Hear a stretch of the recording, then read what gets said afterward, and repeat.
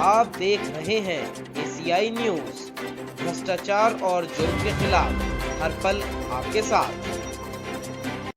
नमस्कार, मैं हूं मोन्टू राजा, एंटी करप्शन इंडिया से स्वागत है आपका। आज जो है वो देश का जो अन्नदाता है, जो किसान है, वो जो कृषि के ऊपर बिल बना है उस पे आंदोलन कर रहा है। कई शर्तों के साथ जो किसान है वो पंजाब से, हरियाणा से और उत्तर प्रदेश से दिल्ली की तरफ कूच कर चुका है।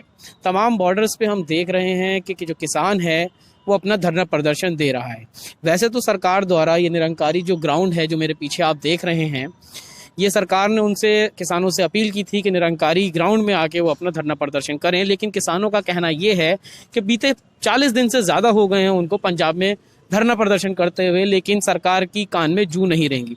यहाँ पे मैं आपको दिखाना चाहूँगा, आम आदमी पार्टी जो है वो किसानों का स्वागत कर रही है निरंकारी मैदान में, कि निरंकारी मैदान में आएँ और अपना आप प्रदर्शन करें।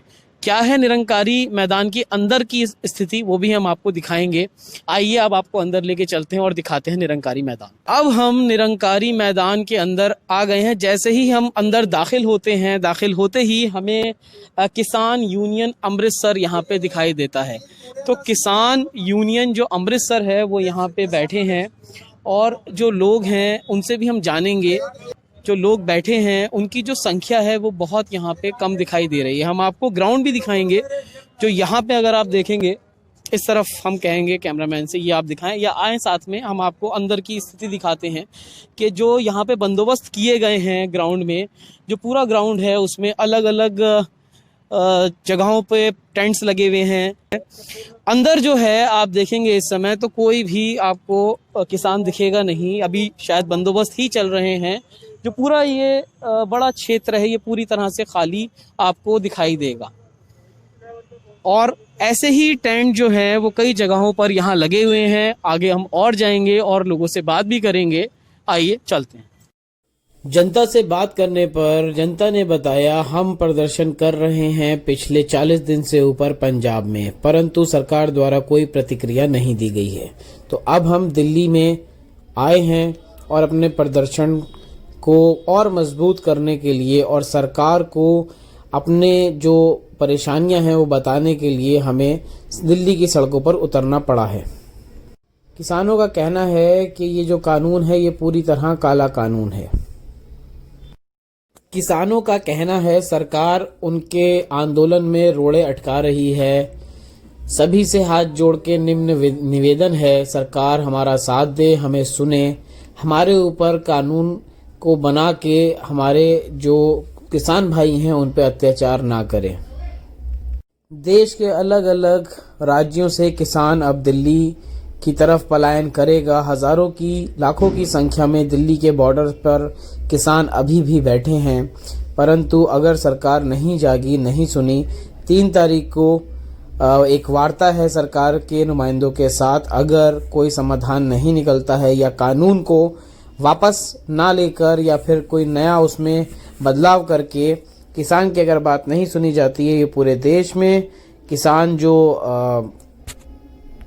आंदोलन है वो बहुत ही बड़े पैमाने पर चलाया जाएगा।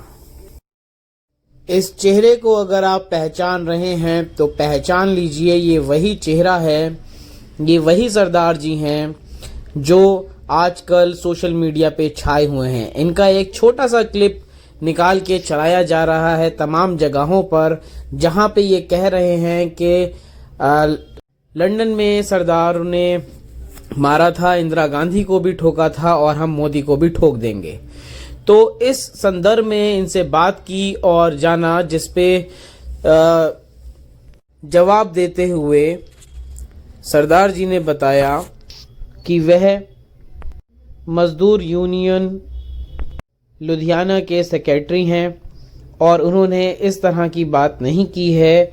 उनका वीडियो का एक छोटा सा टुकड़ा चलाकर उनको बदनाम किया जा रहा है।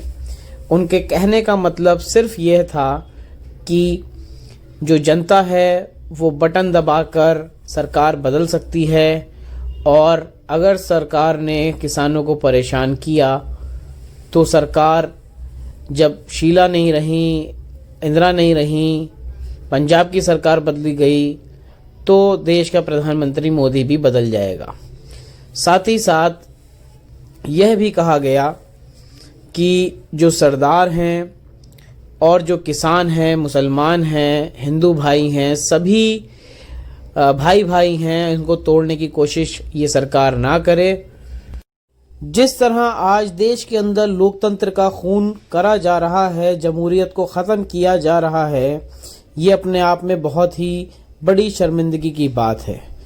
हरियाणा से, पंजाब से आते समय हरियाणा सरकार ने, खट्टर सरकार ने तमाम लोकतंत्र को मारने की कोशिश करी। हमें अंदर आने, बॉर्डर पार करने की इजाज़त नहीं दी, गड्ढे खोद दिए गए ज़मीन में और हमारी कई बार गिरफ्तारियां की गईं। लेकिन आज हम यहाँ दिल्ली के अंदर मौजूद हैं और आने वाले समय में अगर सरकार नहीं समझती है और सुनती है तो हम एक बड़ा आंदोलन करेंगे। सोशल मीडिया पे फेमस सरदार जी ने कंगना रनावत का भी जिक्र किया, क्योंकि सरदार जी का कहना है, कंगना रनावत ने अभी सोशल मीडिया पर कहा है सरदार जी का सर काट देना चाहिए। सरदार जी का कहना है देश को आज़ादी में सरदारों का बहुत बड़ा योगदान रहा है। सरदार ने हमेशा इंसानियत की मदद की है, चाहे वो हिंदू हो, सिख हो, ईसाई हो। लेकिन आज की जो मौजूदा सरकार है वो सिर्फ आरएसएस और हिंदूवादी कट्टरता पनपा रही है देश के अंदर, जिससे फूट डाली जा रही है अन्य लोगों के बीच में। साथ ही सरदार जी ने यह भी कहा कि कंगना रनावत इस समय बीजेपी की नुमाइंदी बनकर बात कर रही है। देश का किसान जो देशवासियों के लिए अनाज बोता है और अनाज देता है, उसकी कहीं पे कोई सुनवाई नहीं हो रही है। निरंकारी मैदान में कांग्रेस ने भी एक अपना खाने पीने का स्टॉल लगाया है, जिसमें किसानों को खाने पीने की सामग्री दी जा रही है। लेकिन अभी तक ये देखा गया है कि कोई भी बड़ा नेता विपक्ष का किसानों के साथ खड़ा नहीं दिखा है। अगली अपडेट के साथ आपके सामने फिर प्रस्तुत होंगे, तब तक के लिए नमस्कार।